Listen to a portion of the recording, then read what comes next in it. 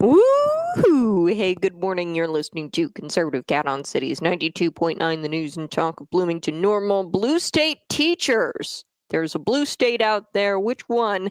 You're going to find out in just a couple of minutes. They don't need to pass a basic literacy test anymore. That used to be a barrier. They had to pass a basic literacy test.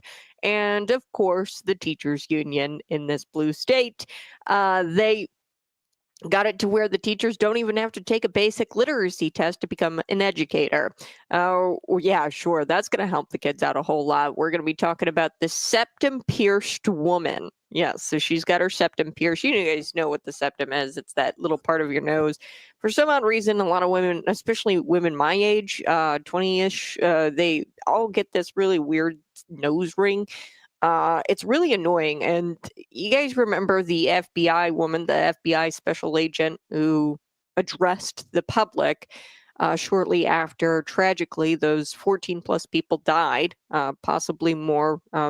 Many were mowed over in New Orleans by this guy and Jabbar, and he mowed down all these people. And this woman, she gets out there, and I don't know about you, but there definitely has to be a standard, or like a standard, a higher standard of dress when you're addressing the public like that. Having a nose ring in your nose when addressing the public about something so tragic, it's distracting. It makes me take you not seriously. And the woman, the special agent who at first said, oh, no, this isn't a terrorist attack, although the mayor of New Orleans had already come out and said that it was a terrorist attack and that they were investigating it as such. This special agent from the FBI had a nose ring in, and it bothered me a little bit as she was delivering the remarks at this press conference about people being mowed down and killed in this tragedy. I don't know what that is. It's just, and she's slightly older than me. I think that if you're a special agent in the FBI and you are delivering remarks about a tragedy, that is the time to take out your nose piercing. But we're talking about an individual today. She has her septum pierced, this woman, and she has gone viral, and she's bragging about cooking with her creepy kitchen robot. So we're going to get to that here. Also, Justin Trudeau making a shocking decision. I told you yesterday it was expected that he was going to come out and resign at least before Wednesday, because that's like a caucus meeting that they've got going on. And Justin Trudeau, he actually came out yesterday with a video statement, and he resigned not only from his party, but as the leader of his party, but he resigned from being prime minister. So we're going to be chatting a lot about that. Sunny Hostin, or however you say it. Gosh, this woman, we're going to talk about January 6th. I didn't talk about it a whole lot yesterday, but Sunny Hostin from The View, the Harpy on The View, she compared January 6th to the Holocaust. No, I'm not kidding you. She intentionally compared January 6th to World War II, the Holocaust, slavery, and she emphasized that America can never forget January 6th. We've got Dick Durbin out there, Tammy Duckworth, Eric Sorensen, all commenting on January 6th, and they're all perpetuating the lie that officers died that day. It's not true. They say, oh, 5 officers died. No. One officer died a day later from heart problems, okay? And then all the other officers committed suicide, some of them 9 months after the fact, okay? And we have yet to see any kind of suicide note that suggests that these officers took their lives because of the trauma surrounding January 6th, okay? So we're going to get to Sunny Hostin comparing January 6th to the Holocaust. I just couldn't believe it, but then I was like, oh wait, this is The View and this is Sunny. Okay, yes, now I believe it. So we're going to get to all of that, but first let's start with Justin Trudeau. Stop me if you've heard this before. An unpopular progressive leader facing a major election loss against a superior-based champion, a conservative champion, gets bullied into quitting his own party until he bends the knee and drops out. Canadian Prime Minister Justin Trudeau is set to follow the footsteps, really, of Sleepy Joe Biden. Okay, he was Joe Biden, as I was discussing yesterday. Obviously, he doesn't have the cognitive decline or the onset dementia or anything like that Joe Biden has, but his party ousted him because he was losing epically against Pierre Poilievre. I talked extensively about Pierre Poilievre yesterday, played one of the best political speeches, I think, in modern history that he delivered. Canada's walking pile of soy boy and hair goop. He resigned yesterday as the head of America's America Junior's Liberal Party. I like to call Canada America Junior. Donald Trump, he of course is out there touting and saying that the Canadians would love to be the 51st state. So he's taking a victory lap with the resignation of the prime minister. Now, I don't know who the new prime minister is going to be.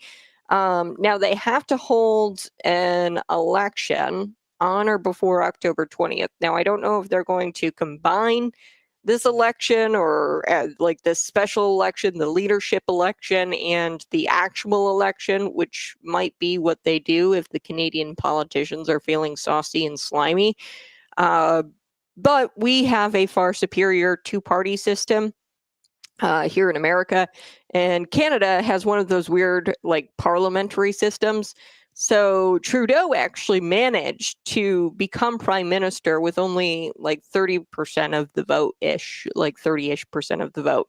So I don't know. I'm a little worried. I'm thinking that they're going to hold this election and they're going to try to pull the rug out from Pierre Poilievre, who is favored right now 92% after the prime minister dropped out, after Justin Trudeau dropped out and resigned. He is so popular, not only in Canada, but around the world. Let's take a listen to Justin Trudeau's remarks yesterday. This was breaking news where he was resigning not only as the party leader, but also as the prime minister. Take a listen. Over the holidays, I've also had a chance to reflect and have had long talks with my family about our future. Throughout the course of my career, any success I have personally achieved has been because of their support and with their encouragement. So last night over dinner, I told my kids about the decision that I'm sharing with you today. I intend to resign as party leader, as prime minister, after the party selects its next leader through a robust, nationwide, competitive process. Over the holiday. Okay, I have no idea what that robust, nationwide, competitive process is going to look like. Are they going to combine the election? The election is supposed to happen October 2025. Or are they going to have two separate ones where they fill the role of this prime minister? But that's how they had two options. They could have selected an interim prime minister, which I was like, most likely that's not going to happen. They're going to do this political game and this dance where they put in, or they have like a leadership election. I don't know. I'm a little worried about Pierre Poilievre maintaining his lead because, like I said, they have a weird parliamentary system there in Canada, and Justin Trudeau won with 30% of the vote. So it really doesn't matter a whole lot in Canada because they don't have really what I would call a democratic process like we have here in America with our superior two-party system. But yeah, they could wind up with somebody with only 30% of the vote in that prime minister position. And it doesn't matter if Pierre Poilievre is superior and the people love him. It has no bearing on it because Trudeau, nobody really liked him to begin with. They only got like 30-ish% of the vote. So Trudeau and Biden, they both attempted to push a globalist agenda after the pandemic. They used the pandemic to install a globalist agenda, and they accused their opponents of being racist. Okay, Joe Biden accused Donald Trump of being racist. Trudeau accuses Pierre Poilievre of being racist, and they used the pandemic, COVID-19, to install a globalist agenda. Trudeau and the people who control Biden, anyway, that's what they did. I wouldn't say that Joe Biden installed a globalist agenda. We know that Joe Biden isn't doing anything. He has dementia and he is senile. Okay, so Trudeau went as far as declaring martial law on protesters. You guys remember the truckers? They were protesting the vax mandates, and he declared martial law on them. They illegally, obtained conversations of truckers, their cell phone conversations. It was really disturbing what Trudeau was doing. He declared martial law on these protesters. And as it turns out, while a globalist agenda benefits, the George Soroses of the world, the global elites, the middle class winds up being unable to support their families due to a high cost of living and a dwindling job market. Okay, a globalist economy is great for the globalist elites, but not for the middle class. And part of Trudeau's woes is that Canada, has a dynamic champion in Pierre Poilievre to be their voice for the voiceless, to be the voice for the voiceless. Pierre Poilievre, he is beating Justin Trudeau. I mean, all the public opinion polls have Pierre Poilievre as the favorite. And the party saw that, and that's why they ousted Justin Trudeau. It's the same thing that they did to Joe Biden. Since Justin Trudeau resigned, I feel the urge to share this amazing clip with you of Pierre Poilievre. I want to share this because this is just him kind of crunching on an apple and destroying this reporter. I have never seen a takedown quite like this of a liberal reporter. And he just never stops being entertaining, Pierre Poilievre. He's casually eating this apple while slam dunking this reporter's questions. Take a listen, just because Justin Trudeau resigned, and I have to share with you how popular this guy is. And here we go. Let's take a listen. On the topic, I mean, in terms of your sort of strategy currently, you're obviously taking the populist pathway. What does that mean? Well, appealing to people's more emotional levels, I would guess.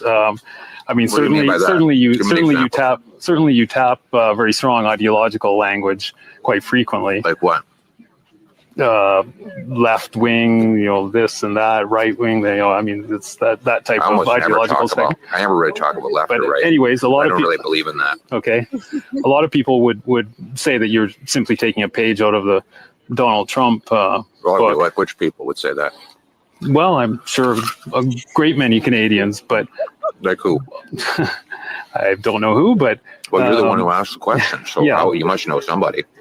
Okay, I'm sure there's some out there, but anyways, the point of this question is, I mean, why should Canadians trust you with their vote, given not just the sort of ideological inclination in terms of taking the page out of Donald Trump's book, but what are you talking about? What page? Can you give me a page? Give me the page.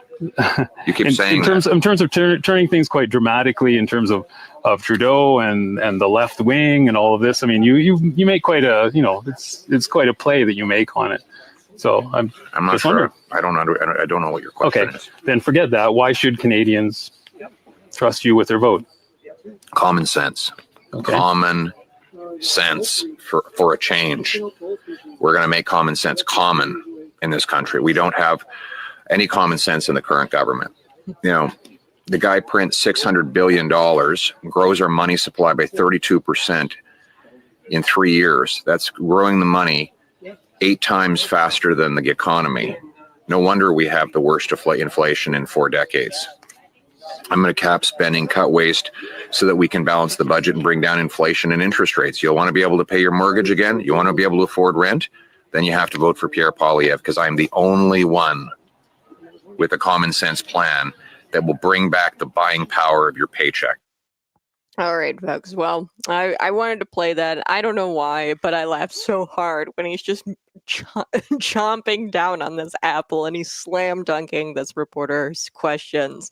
Part of Trudeau's woes, definitely Pierre Poilievre. That's why he resigned. But also another part is that Donald Trump threatened Canada with tariffs. Trudeau traveled to America. just a couple of months ago to grovel before Donald Trump. And the president hilariously suggested to Trudeau's face that America annex the inferior Canada and install Trudeau as governor, actually make Canada the 51st state. I don't think he was really serious. I think it was a negotiating tactic. But Canadian Liberals, they didn't find it funny. You and I, we found it pretty funny. And anybody with a sense of humor, the Liberals don't have one. We all found it hilarious, but Trudeau's social deputy prime minister resigned shortly after that meeting with Donald Trump, and what's left of his popularity has been a free fall since. Okay, Justin Trudeau's popularity, not to mention, you've got him sitting at a Taylor Swift concert, headbang into a Taylor Swift song, and it's just like, you're so tacky, Justin. You're just a tacky guy. I don't know who is going to be installed as the Liberal Party leader of Canada. I don't know who's going to wind up winning this robust election and competitive election in Canada. But of course, when Justin Trudeau says it's going to be a robust competitive election, we all know it won't be. Trudeau also participated in a robust competitive election, and he only obtained 30% of the vote and then was installed as prime minister because they have a parliamentary system there. It's a little wonky. It's inferior to our two-party system here in America, so somebody with 30% of the vote can win it all. So I don't know. It's going to be interesting who they replace Justin with. I'll be right back. We're going to talk about a blue state that just voted to allow teachers to not prove that they are at the least bit competent to become an educator. Okay, this is a basic skills test, basic literacy test that teachers are required to take in the state of New Jersey. And the New Jersey state government, they just ended this certain skill test requirement for teachers to become a teacher. It's a barrier. And that's not the way to be doing this. If you want kids to be able to do math, to read, and to perform, you're going to have teachers who can at least read and write and have basic skills. Okay, and if you are taking that basic skills test barrier away, you're going to wind up with incompetent teachers, more incompetent than they already are. So I'm going to be right back. We're going to be chatting about S1553. This is a bill that was signed by Governor Murphy, New Jersey, and it allows teachers to skirt this test, this basic reading, writing, and mathematics test to become eligible for the public school system. I'll be right back. You're listening to Conservative Cat. Justin Trudeau had no choice. The swamp is being drained and the pedophiles will have no place to hide. The best is yet to come. Exactly. There's this video of Justin Trudeau. I think it was like, you've got people defecating in public in Canada. And I actually remember this story very vividly. It's this mother in Canada, and they lived like up next to a beach in Canada. And all the illegal immigrants that have come there to Canada, they have decided to publicly defecate and bury their feces in the sand. And one of the children, they went out on the beach and started digging around, making a sandcastle as kids do. And of course, they came across the feces, which is just so terrible. So you've got that going on. The Canadians are dealing with that, public defecation, record inflation, things that are happening here in the United States that we've seen, San Francisco, the poop city of the world. You've got them dealing with that, and Justin Trudeau is headbanging to a Taylor Swift song at a Taylor Swift concert. I mean, that's not a good look. Everybody seems to be hiding. I think that Hillary Clinton and, Hillary Clinton getting this Presidential Medal of Freedom. I talked about George Soros. Of course, this globalist agenda is great for the globalist elites, and it's terrible for the middle class. Who got the Presidential Medal of Freedom, the American Medal of Freedom? It was George Soros, who actually wasn't even there to accept it, which is absolutely hilarious. One American Medal of Freedom. It should be bestowed to an American, right? I mean, I feel like that's a basic requirement in order to receive that highest honor. I mean, this is the highest honor a civilian could get. George Soros, wasn't even there to accept this highest honor. It was his son who accepted it on his behalf, Alex Soros. But also you have Hillary Clinton. Hillary Clinton is like this crony Michael Madigan type. You've got the Barack Obama and Hillary Clinton staffers. They're all the same people and they're all running Joe Biden. Okay. I think that this award of the American Medal of Freedom was actually the curtain closing on the crony era. Okay. You've got the Michael Madigan who's sitting in jail. Or on trial, Michael Madigan, and you've got Barack Obama, who's kind of out of the spotlight here. I think that the curtains are closing on that era. Now, here's what I think is going to wind up happening: is more so this globalist agenda. We started to see that with Joe Biden, Hillary Clinton, and Barack Obama, probably all in on this globalist agenda and using the pandemic to install this globalist agenda. The people running Joe Biden, that is. When I say Joe Biden, just assume that it's the people running Joe Biden, which are the Hillary Clinton and now Barack Obama staffers. Now, these are not your J.B. Pritzkers or your Alex Soroses, because to be frank with you, Hillary Clinton is a dumbass and Barack Obama, I think, is also dumb. But they're cronies and they have this ability to, get into this back room and make backroom deals. And it's just that you do this for me, I'll do this for you mentality. Okay. I think we're closing the curtain on that era of the Democrat Party. Okay. And now this new curtain is going to be opening. And behold, you've got the Governor J.B. Pritzkers, you've got the Alex Soroses, George Soros, the globalist, this installing this new world order, which is a totally different animal. It's not that they didn't like it, Hillary Clinton and Barack Obama, because they were, of course, making money off of this globalist agenda. But they're not good at it. Why? Because they're not smart. You have to be very, very smart. I wish J.B. Pritzker was on our side. I really do. I think that this guy is pretty quick on his feet, and I think that he's smart and he's rich, and it takes rich people to play this globalist game. And Alex Soros is going to be one of them. And I think that's what they're going to push for. And they can definitely get and that's what Barack Obama and the Hillary Clintons and the crony part of this party, the Democrat Party, have always struggled with the extreme leftists, like I think of AOC. They've always had a hard time getting them on board because that's not something they're passionate about. You scratch my back, I'll scratch your back. That kind of politics, they're not really passionate about that. What they are passionate about is the destruction of America and communism. They don't like America.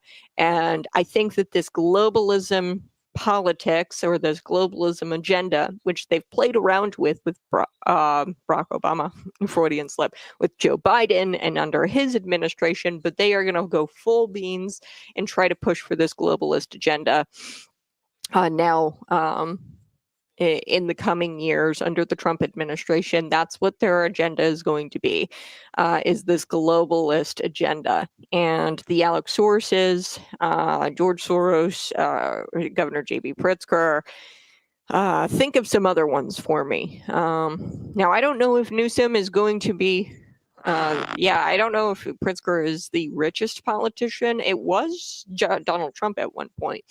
And there's nothing wrong with being rich. I want to be very clear.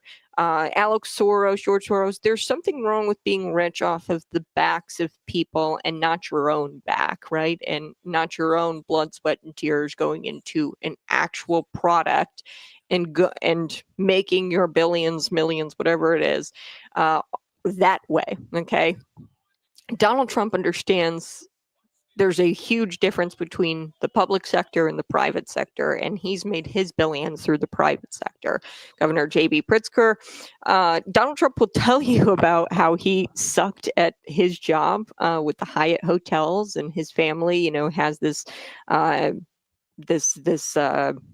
empire, and he's not even really a part of it. He's in the public sector because he just sucks at the private sector.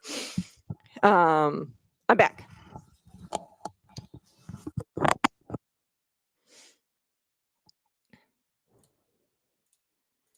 Woohoo! Hey, good morning. You're listening to Conservative Cat on Cities 92.9, the news and talk of Bloomington Normal. Before we took the break, I was telling you about Justin Trudeau. I have no idea who they're going to replace Justin with. They're supposed to have like this robust, competitive election, as robust and as competitive as it can be in Canada, of course, being that, Justin Trudeau actually only got 30-ish% of the vote. And wound up being the prime minister. And it just goes to show you America is awesome. We have the best democratic process. This two-party system is far superior than the inferior Canada parliamentary system. So I'm worried for Pierre Poilievre, not because he's not popular and that the people are going to vote for him, but it really doesn't matter at the end of the day when your democratic process allows for somebody with 30% of the vote to win. Now, they probably couldn't swing it because Justin Trudeau didn't even have 30% of the vote this go around, because that's how popular Pierre Poilievre is, conservative, this based candidate is. Everybody loves him, not just in Canada, but around the world. So I don't know, but they're supposed to hold some sort of robust competitive election. Maybe the saucy, slimy Canadian politicians will combine this election and they'll, just hold the election, which is supposed to be October 2025. They'll just hold the election someday prior to October 2025. We'll have to see. But before I took the break, I was also telling you about New Jersey and how they decided that teachers do not have to prove in the least bit that they are competent and that they can be educators of your kids.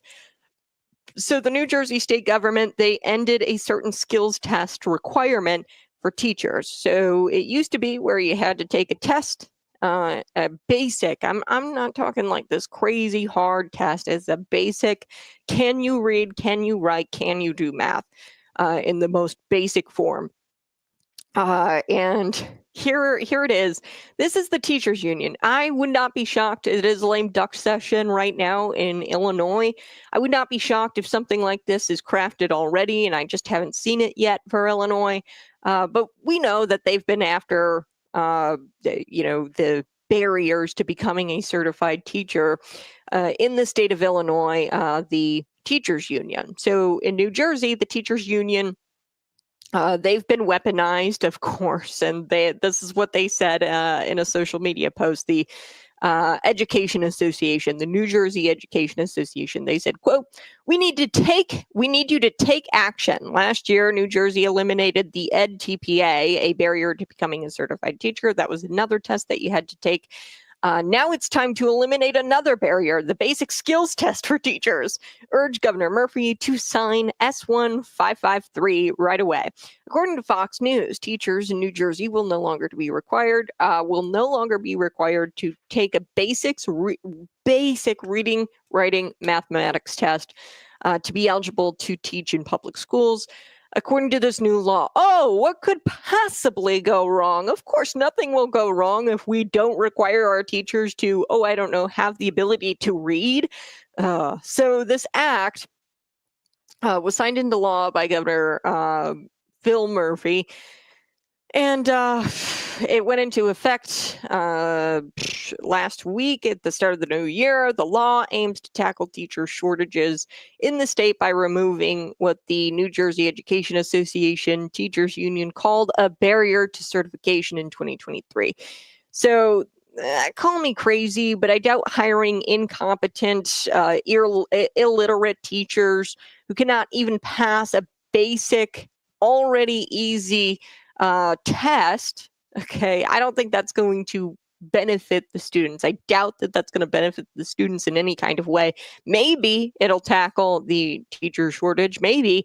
But I mean, if we have a ton of teachers and they're just a ton of incompetent teachers, did we really win in the end? Sure, we can put butts in the seats, but is that doing anything to benefit the students if we just have warm bodies in the classrooms? So the law states, quote, the State Board of Education shall not require a candidate seeking a certificate of eligibility with advanced standing, a provisional certificate or a standard instructional certificate to complete Commissioner of Education approved test of basic reading, writing, and mathematics skills, including but not limited to the Praxis Core academic skills for educators test. So this is one basic test that you could take. There were a couple of different options as a teacher you could take. This basic, there's like a couple of different tests that you could take in order to obtain. There's different certifications as well. You don't have to take this test to obtain, the basic certification, the advanced certification. You don't have to take it at all for any certification. A certificate of eligibility with advanced standing, a provisional certificate, or standard instructional certificate. So there's multiple certificates, and this was the basic one that every teacher had to pass, depending on what certificate you wanted. And it's just like, come on, like, we gotta at least make sure the teachers know how to read, okay, and are not illiterate. So, quote, here's the Democrat state senator, Jim Beach. He argued this, and this is why the bill had to be passed. Quote, we need more teachers. This is the best way to get them. Question, how can teachers help students pass basic math and English if they struggle with basic math and English and they aren't willing to take a test to prove? If you're going to ask the students to do something, you should be able to do it as well. They can't. The answer to that question is they can't teach the kids basic math and reading if they can't do it themselves and prove that they can do it themselves. So lowering the standards does not make sense, since New Jersey is already one of the state's highest paid teachers, okay, has some of the state's highest paid teachers. Now, I know I'm going to I always do every single time I bring this up. Even in Illinois, the teachers are paid considerably well. When you take into account the vacation time, I mean, they get every holiday off. If you can think of a holiday, they have it off. Okay, Election Day, they have off. They get 2 breaks now, from what I understand. At most districts, they have 2 fall breaks. So they have fall break and then they have Thanksgiving break. Okay, so they're off like pretty much like half of the year. They're off like in the summers, they're off during Christmas time. So when you take that into account, they're paid considerably well. I could go over the averages, but I want to go over the average teacher salary in New Jersey.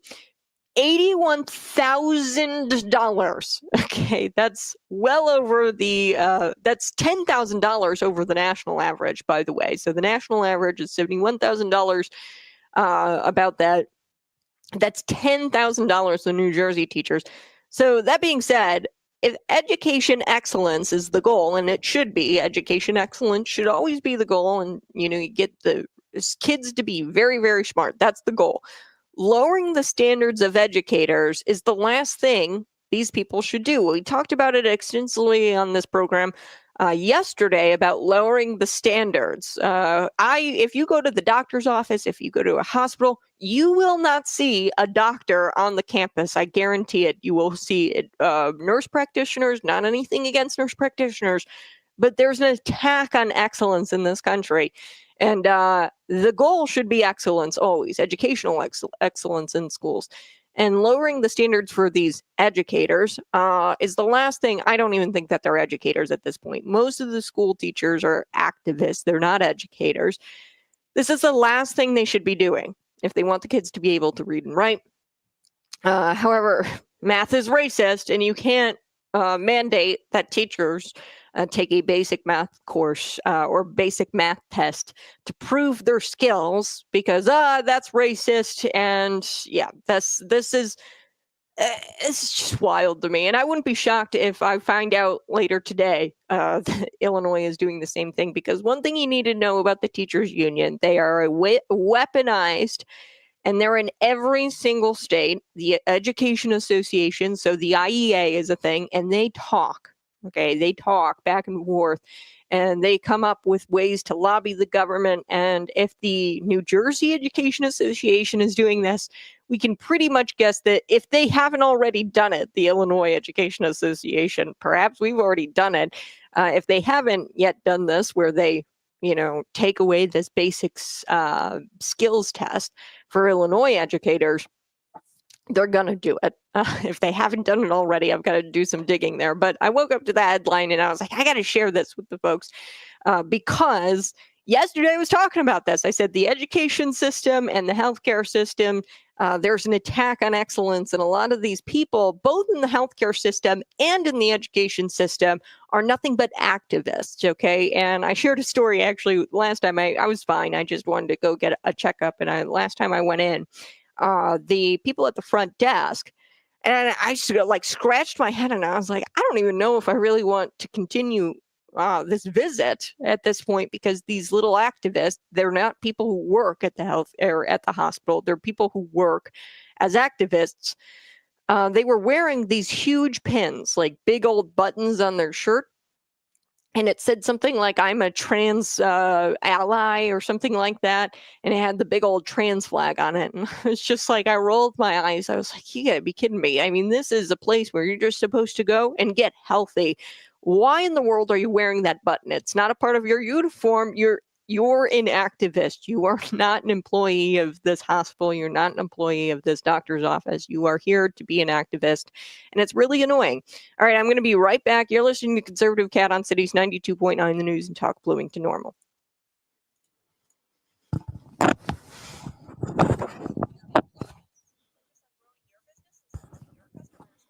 Good morning. I appreciate it. Pritzker worth $3.4 billion.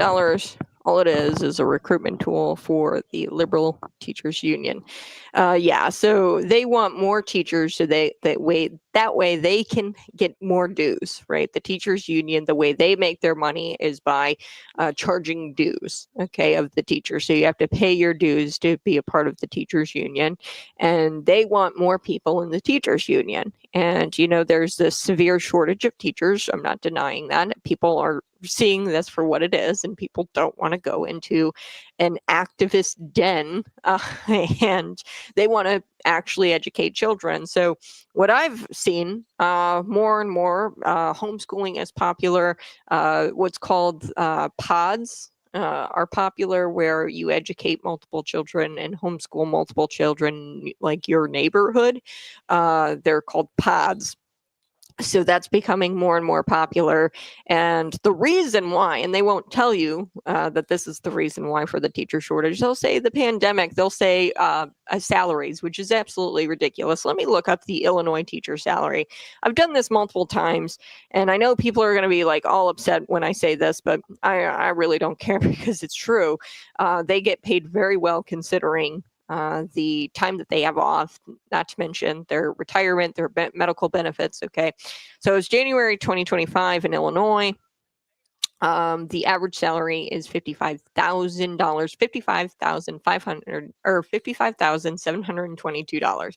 Okay. I'm going to throw this in the comment section so that way I have it. And then we're going to look up the average salary of an Illinois resident. Okay. Now take into consideration here, that teachers, in comparison to the average Illinois resident, they don't work year round like most Illinoisans. Okay, most Illinoisans work year round. You might get some weekends off, you might get some days off, you might have some vacation time. Okay, you do not work half of the year. I mean, at this point, if you have 2 fall breaks, if you have a Christmas break, a winter break, right, and I mean, the kids are just going back to school now. Okay, so they've probably been off well before. Actually, let me look. I can actually tell you exactly when they were off. Some school districts, they went off like about December 20th.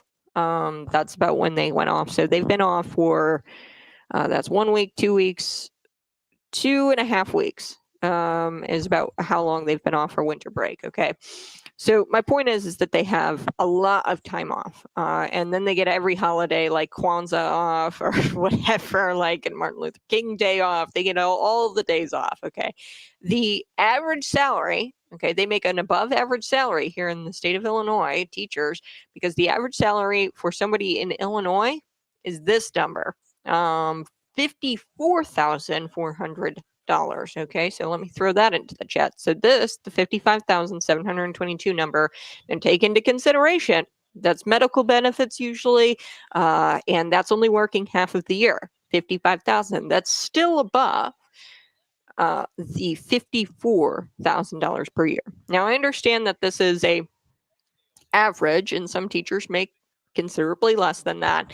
I know of a teacher, he makes $30,000. Okay, but when you take into consideration that you are off half of the year, you get your medical benefits paid for, and you have a retirement plan and all of that, 401k matching, you've got benefits.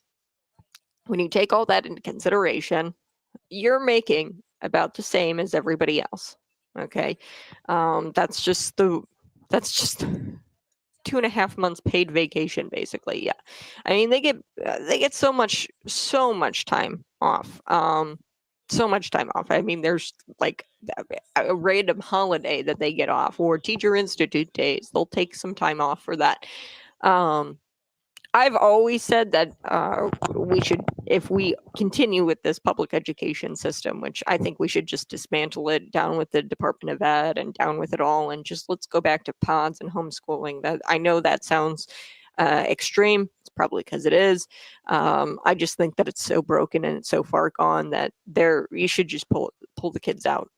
Pull the kids out now while they still got a chance. But if we are going to continue this public education system, what we need to do is stretch it out for a year long. And I know it would kind of be tough with the childcare, but it shouldn't be used as a place where you put your kid for a long period of time and provide childcare, and they provide childcare. That's what's so broken about the system. But you stretch it out year long, and the kids get like a week break. So they're 2 weeks on and a week off, and you stretch it out.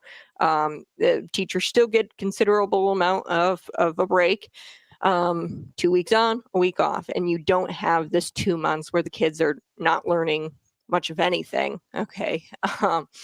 Now, that's the beauty about homeschool. It never stops, okay, because you're home and the education is continuous.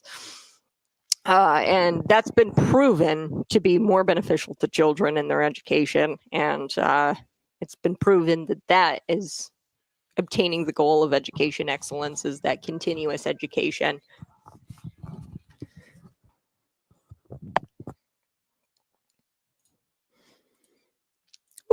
Woohoo! Hey, good morning. You're listening to Conservative Cat on Cities 92.9, the news and talk Bloomington Normal. Yes, I know it's a hot take. I say that teachers are actually paid considerably well when you take into account their paid vacation. They get a couple of months off in the summer. The kids are just returning this year to District 87, I think Unit 5, a few other districts here in the area. And I mean, they've been off for quite some time, over 2 weeks. Okay. And they get two breaks, fall break and Thanksgiving break. A lot of districts do fall break and a Thanksgiving break. Not to mention they get every kind of holiday off. Under every holiday that you can dream of, they have off. Columbus Day, Martin Luther King Day. They all have those days off. Okay. So when you take into consideration the time that they have off, and also that a lot of their medical is paid for, and they have benefits as teachers, the average teacher salary here in Illinois, not including benefits, not fixed for benefits or for the time off, the average just flat salary for a teacher is $55,722. Now that's more than what the average Illinoisan gets paid, right? $54,409. Okay, $54,000. So, and that's not taking into consideration the time that they have off and their medical benefits or anything like that. And the average Illinoisan, most people work year round. So yeah, the teachers are paid. So when I say that New Jersey, the teacher salary there being $81,000, that is some of the highest paid teachers I've ever seen. That's $10,000 over the national average. There is no reason to be lowering these standards and not forcing these teachers to prove that they are literate and that they can do math at a very basic level. All right, I do want to shift gears. We are going to be talking about this woman. She went viral. She's got a nose piercing, and this is just a gem. This viral video is just a gem. She's overjoyed, this woman, because she's cooking with her kitchen robot. Yes, this is a kitchen robot. That's right, kids. Because every day we stray further and further away from God. We now live in a world where manual labor and making food is too much of a burden, and we have to have computers do it for us or robots do it for us. So I'm going to get to that viral video here next on Conservative Cat Cities 92.9. Find me on YouTube and Rumble and subscribe today. Yeah, we're going to get there in just a second, but smash that like button, share this out with your friends.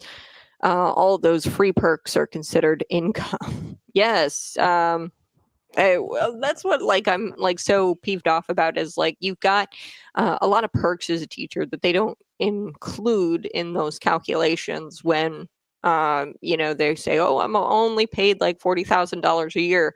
Okay, one, how many courses do you teach, and is that you're working at 9 to 5 or what is it, 8 to 5 or 8 to 3, whatever the hours are for teachers, whatever they may be? Are you working the continuous and you only have an hour for lunch? Is that what you're doing? Or are you sitting around in the teacher's lounge waiting for your next class to start? How many classes are you teaching? And a lot of that is, I talk to some teachers. I know some teachers. They teach maybe 1 to 2, 3 courses a day for in that 8 to 3 hour time span. So that's 3 hours of work. I mean, a time period for a class period is about 45 minutes. So if you only teach 3 classes and you don't have a full 8 classes or whatever it is, 7 classes, to eat up into that time, you're figuring about an hour per class. If you don't teach 8 classes, 8 hours per day, then you are not working a full-time job like everybody else. If you're only working actually, and I understand that you're there in the building, but if you're hanging out in the teacher's lounge and, drinking some coffee, okay, that's not actually working. That's working part-time. And I'm not saying that you should overload teachers and have them teach 8 hours straight. That's not what I'm saying. I'm okay with what they're getting paid now is exorbitantly high. If you consider the actual average of what an Illinoisan makes is $54,000 a year. When you take into consideration that the teachers are likely only working 3 hours of that 8 hours, a lot of Illinoisans too in your job, sometimes you can be done by 10 and then you kind of mosey around the office for, the rest of the 7 hours. It just depends on how productive you are as an employee. But most people in their jobs, especially in these blue collar type jobs like the, lineman or a plumber, you don't really get. I know my brother, he works in residential construction. Now, they might have a 4-hour day, a 5-hour day, but they've got to go and they got to bust their butts for that time period it takes to finish the job. Okay, so they're working straight through. So it's not like they have 3 hours on, 3 hours off, 3 hours on. It's straight through, continuous, busting your tail for this period of time. And the average Illinoisan typically doesn't get those kinds of perks where they get to only work 3 hours. They have to stay in the building, of course, the teachers. Or they have to be there, for another class that starts in a minute, and they get a 2-3 hour break to hang out in the teacher's lounge a bit while they're waiting to start their next class. But most Illinoisans, they work continuously through their through their shift. Okay, they work continuously through their shift. So my point is they're paid pretty well. And don't let people gaslight you into thinking that that teachers are underpaid and that they need a salary boost because, whatever, especially if they're not going to even be taking a basic skills test to prove that they're at least literate. Yeah, no, we shouldn't be paying you because you're not at all. You take away these certification requirements. What's the difference between you and a McDonald's worker? Honestly, if there is no difference, okay, maybe you have a degree, but there is no difference truly that sets you apart from a McDonald's worker if you're not willing to prove that you are literate and that you have the skills to be an educator. So yeah, it's all about your value. If you bring no value to the district or to the school district, then why am I paying you $81,000 a year? Clearly, we measure your value and see if you can pass this basic skills test. And then your salary reflects your skills. But if you have no skills, or at least you don't prove that you have skills, why are we paying you that? Why don't we just pay you the minimum wage like a McDonald's worker?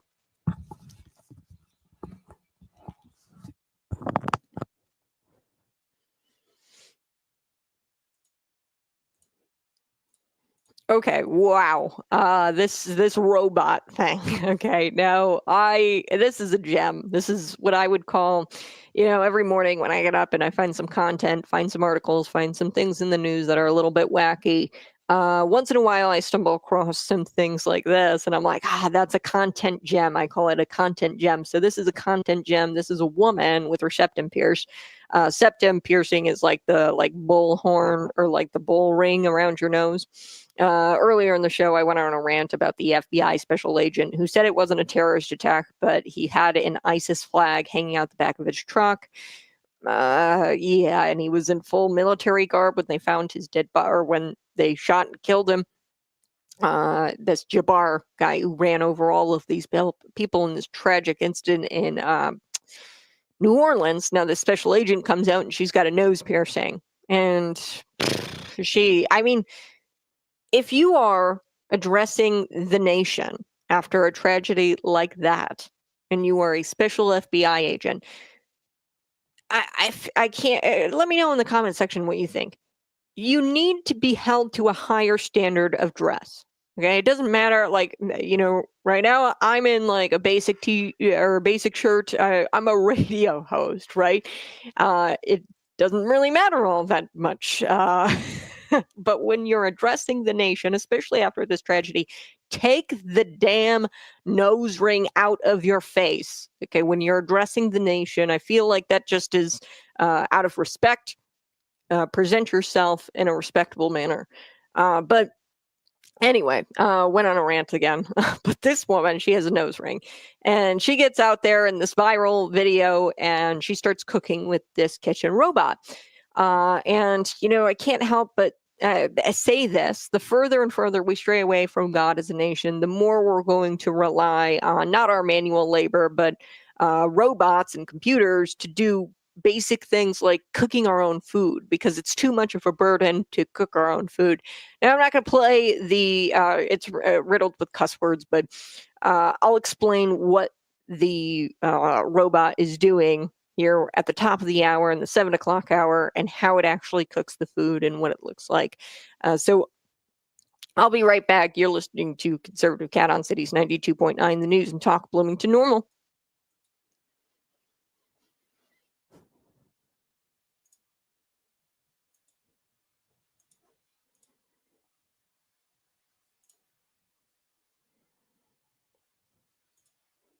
Okay. Plaid bathrobe. I don't have a plaid bathrobe. I usually wear like a huge oversized flannel, but it's kind of warm in here. I've got my heater going. And it warmed up a little bit outside, so I think it's warm in my studio here this morning. Plus, I got some lights going on. But yeah, no, 100%. I think that you have to have a higher standard of dress when you're addressing the public about a tragedy as large and as significant as what happened in New Orleans. You need to be aware of what you look like once you're getting out in this press conference, and you have to appear, respectful. And not taking out your nose ring beforehand. I mean, even if you had an eyebrow ring or something like that, take it out. Take it out. I'm going to be right back. You're listening to Conservative Cat on Cities 92.9, grabbing another cup of coffee. But we'll be right back in just a moment. You're listening to Conservative Cat.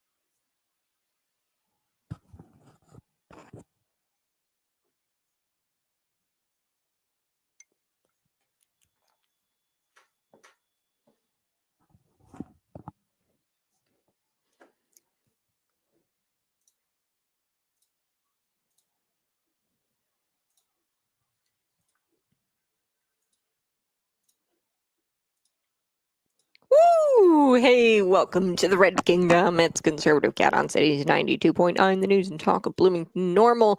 Go ahead, find me on YouTube and interact with me. Here's a comment. He says, decorum went out the window years ago. I was talking about septum piercing. This woman, we're going to get to this woman cooking with a kitchen robot. And she's all excited about this kitchen robot. And I'm just thinking to myself, man, we have strayed far, far away from God. And now we live in a world where manual labor of making your own food is too much of a burden. And we have to have robots do it for us and computers do it for us, which is just ridiculous. But we were talking about her septum piercing, and I was talking about the FBI special agent who had a nose ring in while she was addressing the public over the tragedy that happened in New Orleans. And I said, you know, you have to be held to a higher standard if you're going to be addressing the public about a tragedy as significant as this one that happened in New Orleans, where Shabar killed at least 14 people in mowing them down with this Ford F-150 Ford Lightning that he rented from this Turo app. So I was talking a little bit about, decorum. I'm going to address this comment really quick and go on a quick little sidebar. The Illinois legislators, I'm not kidding you. I watched them discuss this for about, 30 minutes. Now, apparently a couple of years ago, the legislators at the Capitol in Springfield, they weren't allowed to wear tennis shoes. And I am not against, my mom always told me, care more about what's in your head than on your head. Your hair, your external appearance doesn't matter all that much as long as what's inside, your spirit and your personality and your character is what really matters. External items like your hair and like your way you dress is kind of insignificant when comparing it to your character. If you've got great character and like you dress like a hobo, it really doesn't matter all that much as long as you've got great character. However, I think that the presentation of yourself is important, especially when you're in a role like a state legislator or a government official, or in this case of this woman, an FBI special agent. Now, I'm not kidding you, for 30 minutes, and they weren't even discussing, because a couple of years ago, they passed it to where you can wear tennis shoes around the Capitol now as a legislator, because I guess there was some sort of dress code. But for 30 minutes, the woman behind passing that legislation that allowed legislators to wear tennis shoes all over the Capitol, they praised this woman for all of the hard work that went into that bill to get it to where legislators could wear tennis shoes around the Capitol. And I'm like, really, this is the way you're using taxpayers' time or your constituents' time? Because these people get paid. They actually get paid on top of their salary, like a $150-something per diem, which means, they get $157 per day to go to lunch and stuff, which sounds pretty nice, right? So you're living a pretty cushy lifestyle if you're Illinois representative. And I'm all about practicality over, appearance, in certain cases. And I'm not all that upset about it. What I am upset about is the time that it takes to talk about this stuff, and the lack of respect that a lot of these people with this nose ring, that was just a lack of respect. She should have just taken it out prior to the press conference. You look like you're a kid, and I'm not taking you seriously in this press conference, FBI agent.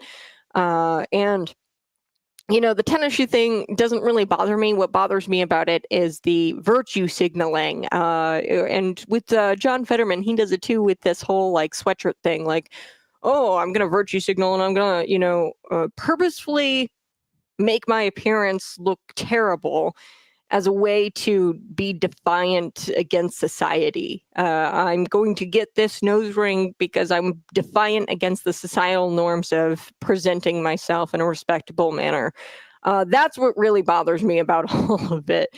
I could really care less if it's about practicality and you want to wear tennis shoes, great. But it's the virtue signaling that really bothers me about it. And we all know that this FBI special agent was probably some sort of DEI hire. She clearly is incompetent because she came out and called it a not terrorist attack when clearly it was. And the mayor of New Orleans had come out and said that it was a terrorist attack and they were investigating it as such.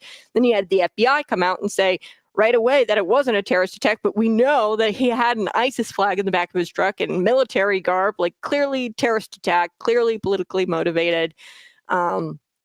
So yeah, incompetent. All right, I do want to get to this woman. Let's get to this woman. Take a listen to this clip. I'm sorry in advance. Here we go. I'm about to use this kitchen robot for the first time ever. And it will be making us bacon cheeseburger pasta. Container A, noodles. Slider in there. Ground beef, onion, garlic. Container B. Container number B. Container C, bacon. And container D, cheese.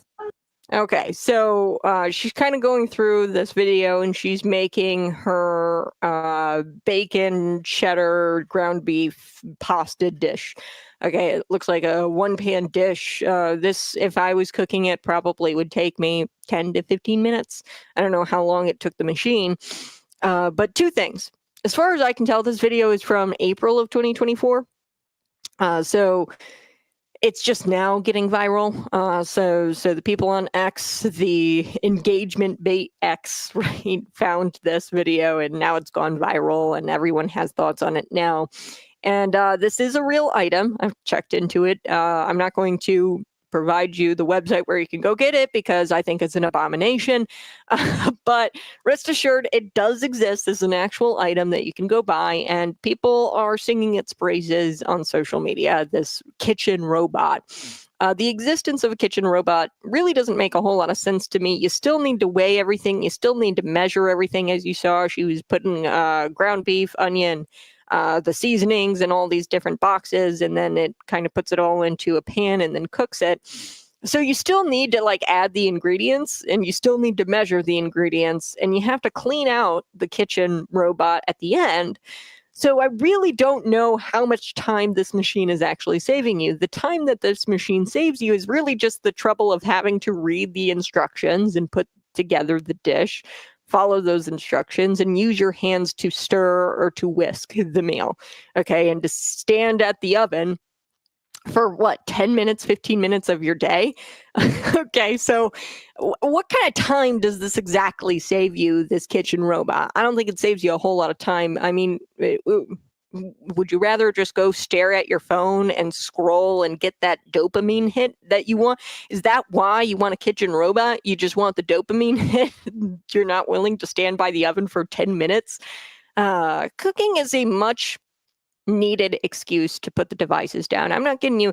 So, I play music in the background when I cook. WCIC, I play some worship music. While I cook, I kind of, all day I listen to, Cities 92.9, the Dan Bongino show. But when I go to cook, I listen to some worship music. Cooking and music, I think it just goes together like cheese and pretty much anything you cook. I am a Midwest girl. I am an Illinois girl, and I think that cheese pretty much goes in every dish. So music and cooking, great. I turn on my music, and then I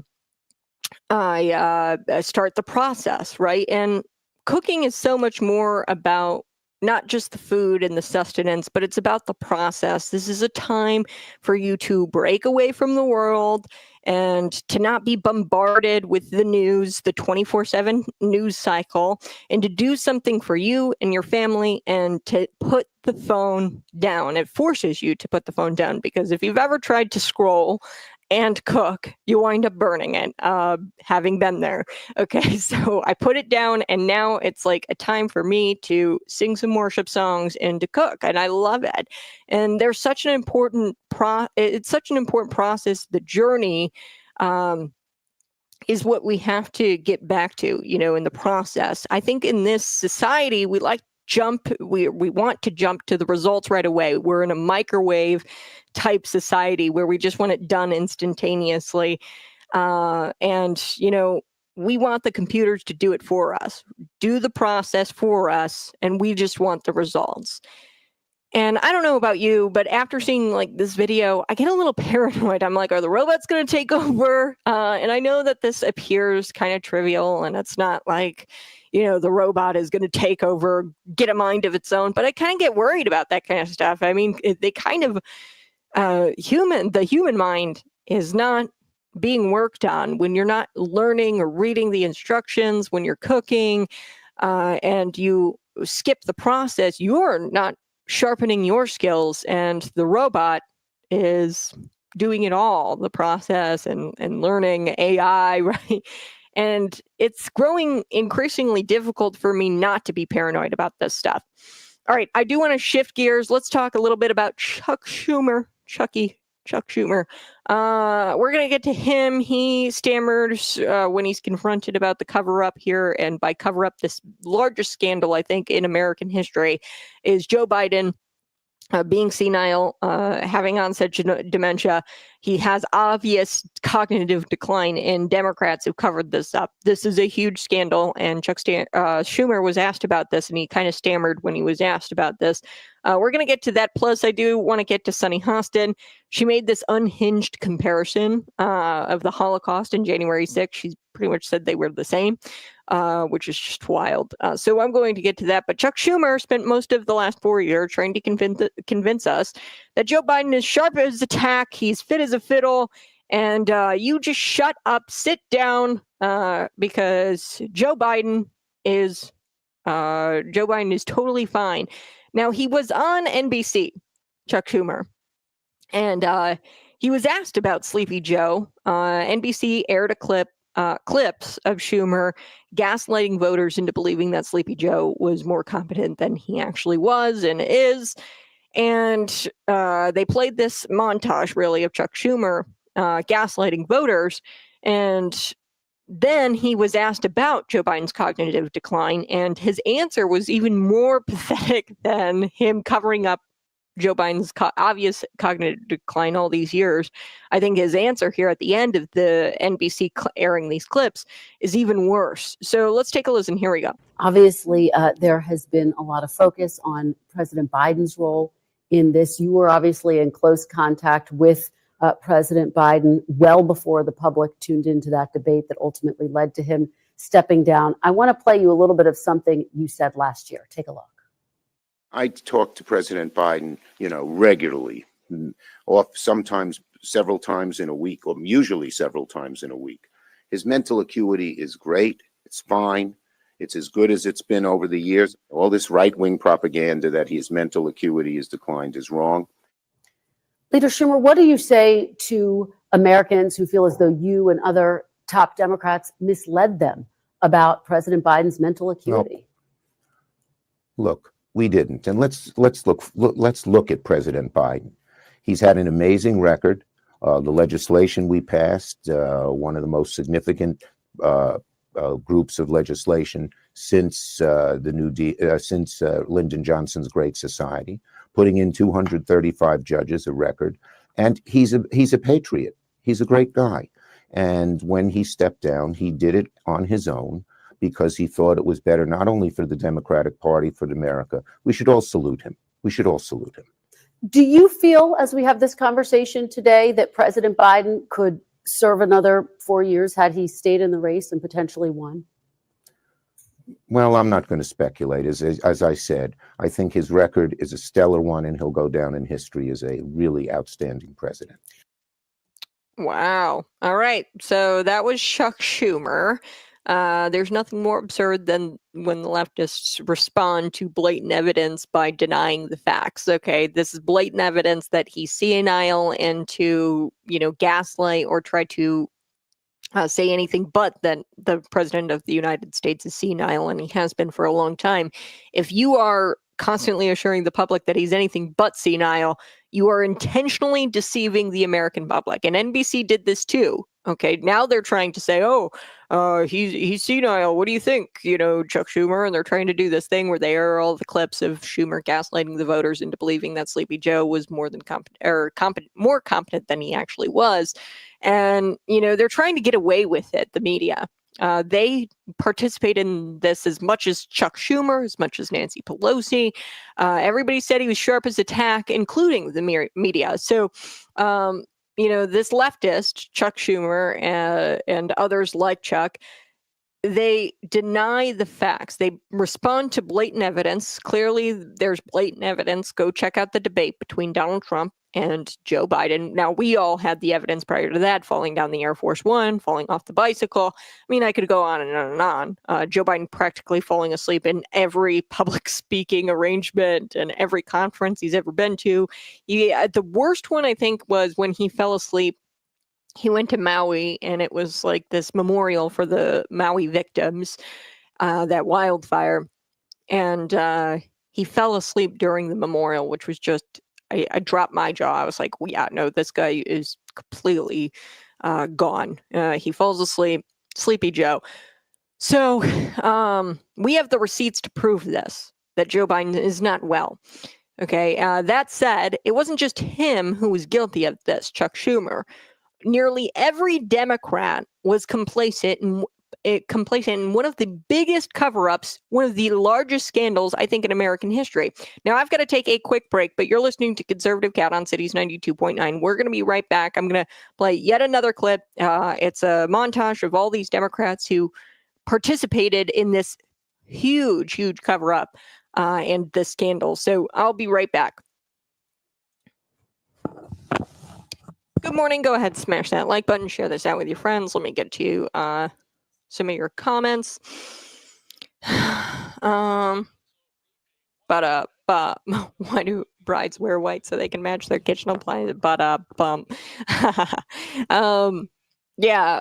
Kamala Harris and Hillary Clinton. Let's see if they go back to the kitchen now that they've lost their respective elections, like the women that they should be. No, I'm just kidding. No, they'll definitely Kamala Harris and Hillary Clinton. They are the kitchen robot type of women. They definitely do not know how to cook a meal.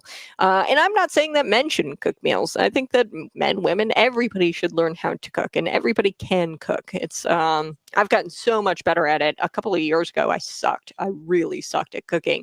Now, if I do say so myself, I'm pretty fantastic. I'm a pretty great cook, and it takes practice. And it's definitely a skill to be able to cook. So I do want to address this.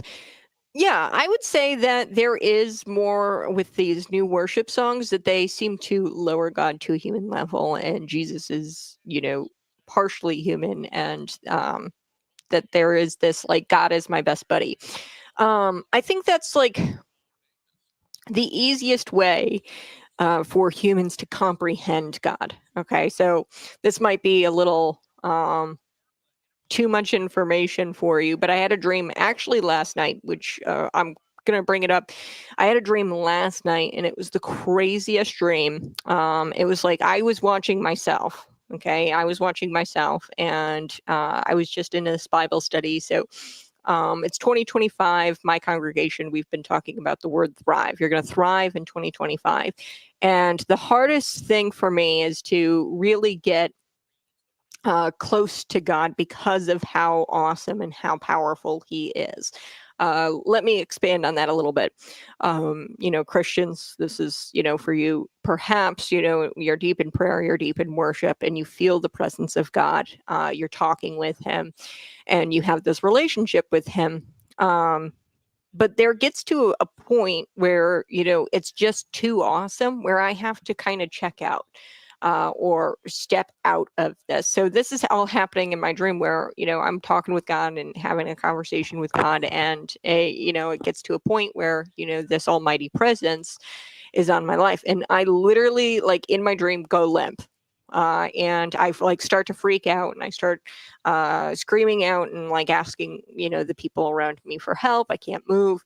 And there's stories about that where people literally go limp. They can't move. They are just in complete Now, that's never actually happened to me in real life. It happened to me in my dream, actually last night, which is right crazy. But I think that there is this natural human instinct to want to bring God down to a human level, to try to comprehend and to have a relationship with him. Because if you get into the presence of God, it's almost so much you can't bear it.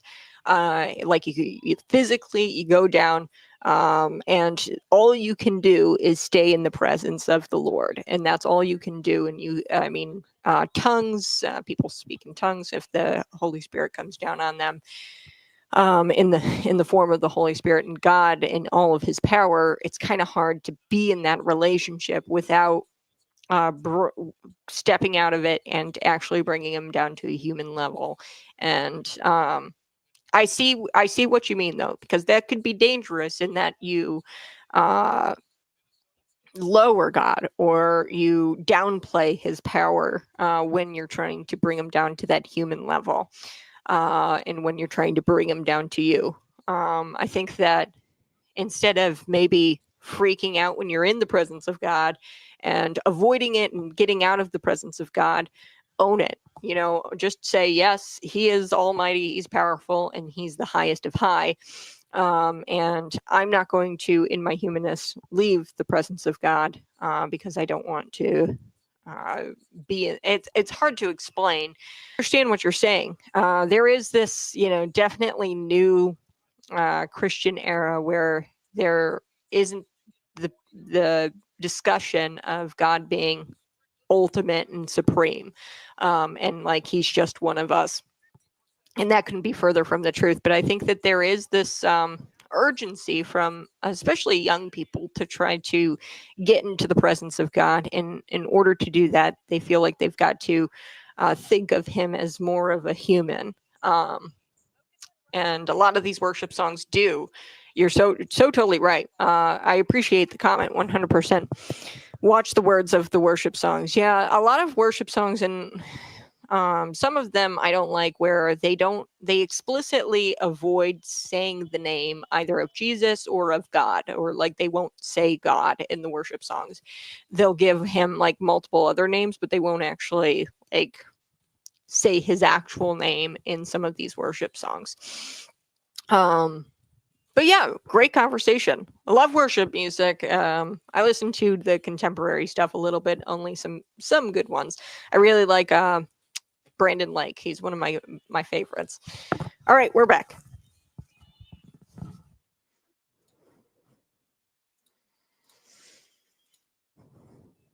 Hey, good morning. So do appreciate you tuning in each and every single morning. We're having conversation on the stream. You guys can always join me on the stream. It's on YouTube, Facebook, Twitter, and Rumble. Before I took the break, I was telling you a little bit about the Democrats, and all of the Democrats, nearly every single one of the Democrats, top Democrats, lower Democrats, AOCs, they were all a part of this big cover-up, covering up Joe Biden's senility and his cognitive decline. It was obvious. We have the receipts. Okay, Joe Biden sleeping at the Maui Memorial. Joe Biden sleeping pretty much at every public appearance that he made. He'd just fall asleep and slowly fall asleep. He fell down the stairs of Air Force One, fell off that bike. You guys, the receipts, the evidence is there. Okay, now Chuck Schumer, he still is blatantly just denying the facts. He's denying blatant evidence. And he's not the only one, though. I wanted to play this clip. Here we go. This is just like a ton of these top Democrats who, were complacent and said and repeated the lie that Joe Biden was fit as a fiddle and he was sharp as a tack. Take a listen. The medical unit hosts a wide range of specialists, from dermatologists to neurologists. And so I cannot speak to every person because there's actually a security reasons to protect their privacy. We respect and protecting people's privacy. So do not want to share. I'm not going to share people's names from here. But the president, I can tell you, has seen a neurologist 3 times as it's connected to a physical that he gets every year that we provide to all of them. Can I ask you a very basic direct question? Hold on. Wait a second. Eight times, or at least once, in regards to the president specifically. Hold on a That's second. what you should be able to answer by this point. Wait, no. No, wait a minute. Ed, please. A little respect here, please. So every year around the president's physical examination, he sees a neurologist. That's 3 times, right? So I am telling you that he has seen a neurologist 3 times while he has been in this presidency. That's what I'm saying. I'm telling you that he has seen them 3 times. That is what I'm sharing with you, right? So every time he has a physical, he has had to see a neurologist. So that is answering that question. No, it's not. No, it is. It is. You're asking me. Kennard, come to the White House. But I also said to you, Ed, for security reasons, we cannot share names. We cannot share names. We have to. Others he would have met with. We You cannot. can share names in regards to if someone came here in regards to the president. We cannot share names of specialists broadly, from a dermatologist to a neurologist. We cannot share names. There are security reasons. We have to protect. Okay, so this was the White House press corps. They turned all of a sudden on Kieran Jean-Pierre here, and they started questioning his mental decline. I don't know what a dermatologist has to do with his mental decline, but okay. So here is another person, Crazy Nancy. She denies that she was part of a cover-up around Joe Biden's cognitive decline. Now, this cover-up, I think, was led by Kamala Harris. I really do think that she was the leader of this whole thing, trying to convince people that Joe Biden wasn't mentally in decline. And here's Nancy Pelosi. Here we go. There have been reports that it was Nancy Pelosi who orchestrated a coordinated effort to squeeze President Biden to drop out. Please tell us what you told President Biden to persuade him to step aside.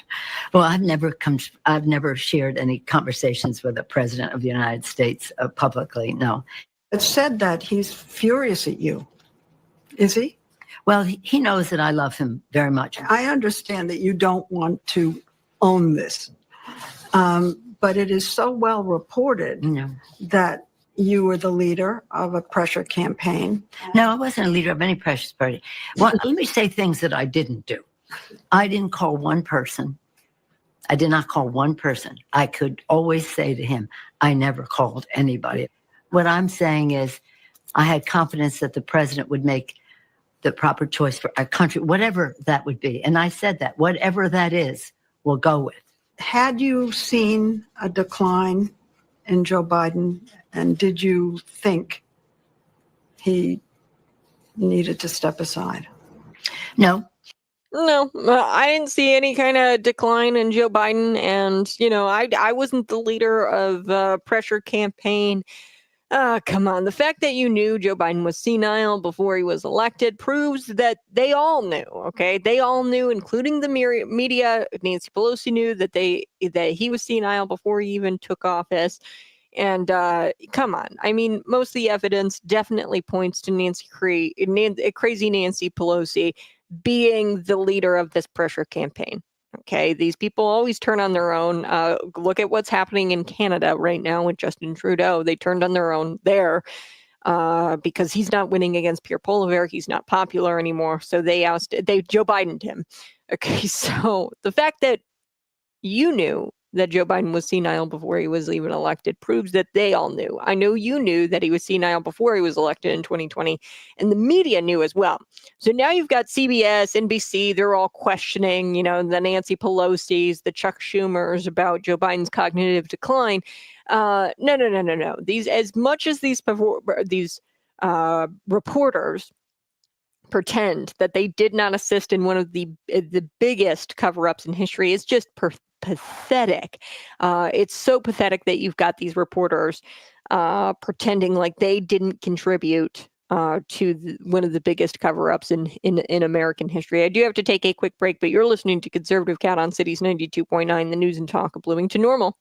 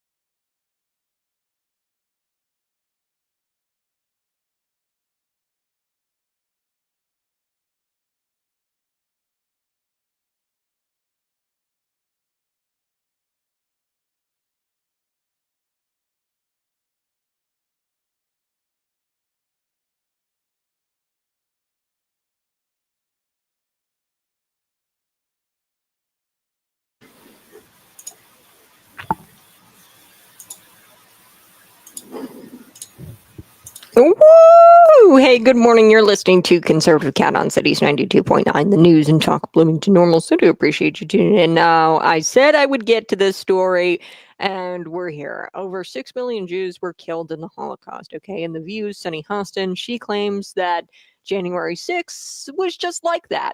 No, it wasn't. It wasn't even close to anything like that. Sunny Hostin, she intentionally compared January 6th to World War II, the Holocaust, and slavery, and she emphasized that America can never forget January 6th. Let's actually take a listen to Sunny on The View. I think we need to find moral clarity, in this country. And I just remember after January 6th, you had someone like Mitch McConnell placing the blame on January 6th where it belonged, squarely on Donald Trump's shoulders. And then you started seeing people backtrack that and losing their moral center. You had Condoleezza Rice, I believe, on this very show saying, we need to move on from January 6th. I say no. You don't move on because January 6th was an atrocity. It was one of the worst moments in American history. And when you think about the worst moments in American history, like World War II, things that happened, like the Holocaust, chattel slavery, we need to never forget because past becomes prologue if you forget any race. I think. Oh boy. It's unclear if she's delusional or unhinged.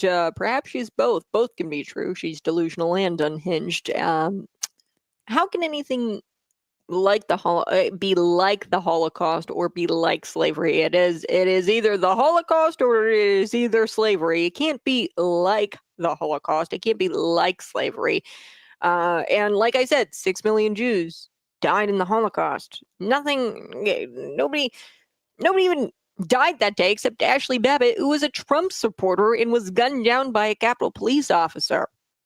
Okay, and you've got Dick Durbin out there pushing out this lie that 5 officers lost their lives that day. Give me a break. Now, all of those officers tragically died by suicide, most of them. One of them died by a heart problem a day or so after January 6th.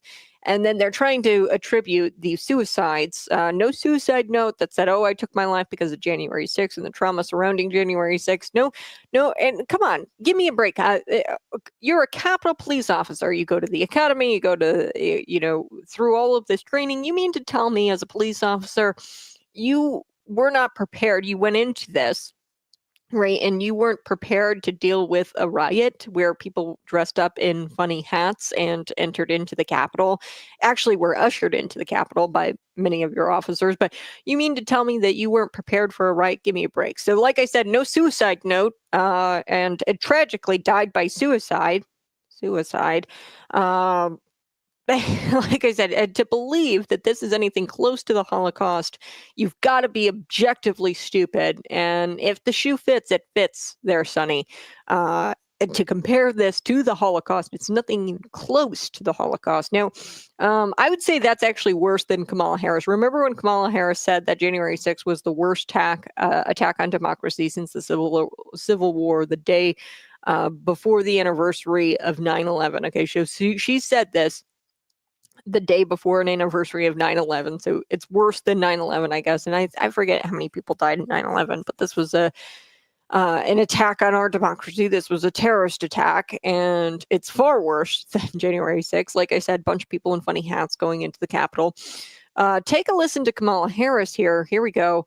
This is her one day before the anniversary of 9/11. Take a listen. Donald Trump left us the worst attack on our democracy since the Civil War. Donald Trump left us the worst attack on our democracy since the Civil War. Now, that's pretty bad. I don't know what one's worse. Sonny saying that it's close to the Holocaust, or Kamala Harris likening it to 9/11, or saying that January 6th was worse than 9/11. I personally think the Holocaust comment is much, much worse than Kamala Harris here, but both are really bad. And the fact that the left is doubling down on this, especially with these reprehensible comparisons, and then they're doubling down, they're trying to say that 5 officers died that day. Not true. It proves how out of touch they actually are with the American people. It proves how delusional these people actually are. Speaking of delusion, let's take a listen to AOC. Here's a flashback of AOC talking about January 6th. Here we go. I didn't think that I was just going to be killed. I thought other things were going to happen to me as well. So what sounds like what you're telling me right now is that you didn't only think that you were going to die, you thought you were going to be raped. Yeah. I thought I was. And that you now understand, having thought about it, is because of your experience. Yeah, I think so. I didn't. Oh, delusion, and these people are unhinged. It's unclear if the left is ever going to realize, look, will the left ever realize that this cost them the election? Saying that the J6ers were a bunch of terrorists, locking up these J6ers who now have like a $50 billion lawsuit. There's like over 100 or so J6ers that are suing the government because they trampled all over their rights. And I mean, Matthew Perna, I will never forget, committed suicide because he thought he was going to prison for 20 plus years because they were going to slap a terrorism charge on him. For 20 plus years, and he committed suicide. And then the prosecutor in that case of Matthew Perna, J6er, who literally was walking around with a cell phone and taking pictures like he was a tourist in the Capitol. Okay, he wasn't damaging any property. He was walking around like a tourist. The prosecutor in that case later comes out, tells the family, if he would have just waited, we probably would have pled this down for him and got the charges to be a little bit lower. We would have done lower charges if he would have just waited. Why come out and charge him with terrorism at all? It's because it was all political and it's political theater. And, you know, the left is never going to realize that this kind of stuff costed them the election. And I mean, that's probably the best part to come out of all of this. Is that, you know, you guys are still going to double down on this and you're going to continue to lose future elections because the people, the American people, see what this is. And that's the best part about all of these comparisons, these reprehensible comparisons to Holocaust, to 9/11. That's the best part about all of this. And they're going to lose. They're going to continue to lose because the American people know how terrible that is to compare January 6th to 6 million Jews being slaughtered by Hitler. All right, I'm going to be right back. You're listening to Conservative Cat on Cities 92.9.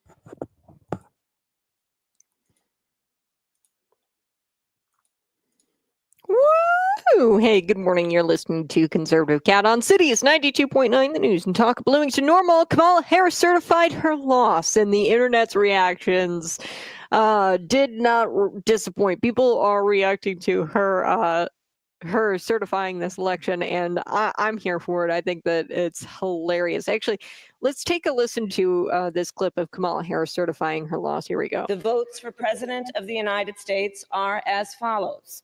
Donald J. Trump of the state of Florida has received 312 votes.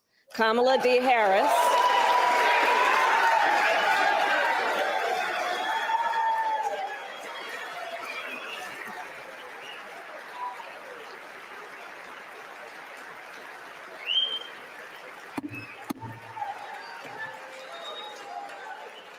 Kamala D. Harris of the state of California has received 226 votes.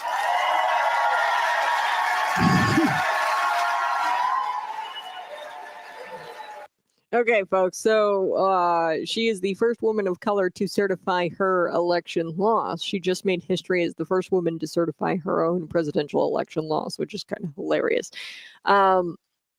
This is honestly her biggest accomplishment her entire term, okay? Certifying this election. This is the only thing that's going to benefit the American people. And to be fair, she's kind of taking it pretty well. Let's take a listen.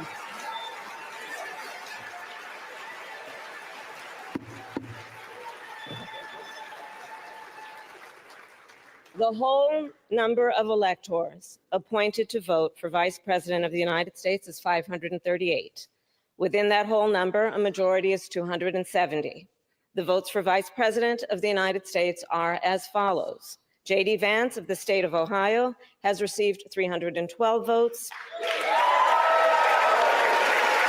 I mean, she sounds like she's taking it pretty well. Am I right? Like, she sounds like she's taking it a bit well, but I think it's a bit dramatic that you had the Dems cheering her on after she announced her election failure. But then again, these are the people who love participation trophies, and, we should applaud you even though you didn't do anything and you didn't win. So these people probably created the participation trophy. Kamala Harris later claimed that this was nothing more than her taking her oath seriously, and she claims that her entire political career she has defended the Constitution. Unclear how you defend the Constitution when you're responsible for the worst immigration crisis in American history, but that's neither here nor there. Let's take a listen here to Kamala Harris. Here we go. Important day, and it was about what should be the norm and what the American people should be able to take for granted, which is that one of the most important pillars of our democracy is that there will be a peaceful transfer of power. And today I did what I have done my entire career, which is take seriously the oath that I have taken many times to support and defend the Constitution of the United States, which included today performing my constitutional duties to ensure that the people of America, the voters of America, will have their votes counted, that those votes matter, and that they will determine then the outcome.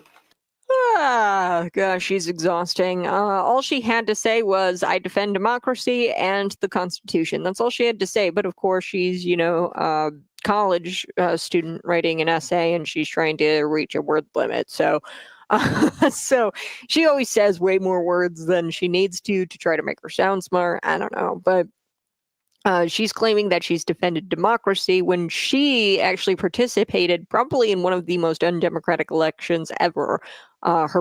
She didn't receive any votes, and then she was installed as the Democrat nominee. So she's like claiming that she's all about the democracy and she's all about the Constitution, but like I said, in charge of one of the worst immigration crises of all time, and then also participated in one of the most undemocratic elections in American history. In just 2 weeks, folks, a couple of weeks, we're going to be unburdened by what has been. Kamala Harris is going to step down from the position she never deserved. And arguably, I think that she's the worst vice president in American history. Those 2 votes, the American Rescue Plan Act, the tie-breaking vote there, and the Inflation Reduction Act, tie-breaking vote there, destroyed the U.S. economy. I think she's one of the worst vice presidents ever. And then she was in charge of the border. She was the border czar. And we see what a disaster that is. All right, you guys have a blessed day. Bye-bye. Love you. We'll be back at it again tomorrow morning, bright and early, 6 a.m. You guys can always find me on YouTube, Rumble, for more content throughout the day. And subscribe to the channel. Bye-bye. Be blessed. Love you.